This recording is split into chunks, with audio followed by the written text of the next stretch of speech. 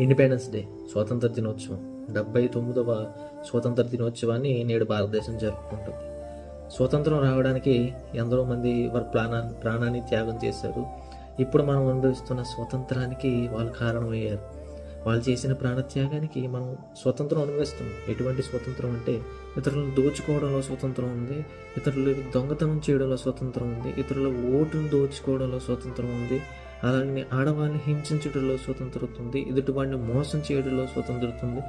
అన్నిటిలో స్వతంత్రత అనుభవిస్తున్నాం. మంచికి కాదు, చెడికే స్వతంత్రాన్ని ఉపయోగిస్తున్నారు నేడు చాలామంది. ఇలాగే యేసుక్రీస్తు వారు కూడా ఆయన ప్రాణత్యాగం ద్వారా స్వాతంత్రాన్ని అనుగ్రహించాడు మనుషులందరికీ. పాప బానిసత్వం నుంచి దేవునిలోకి స్వతంత్రంగా ఆయన తీసుకురావడానికి ప్రయత్నం చేశాడు.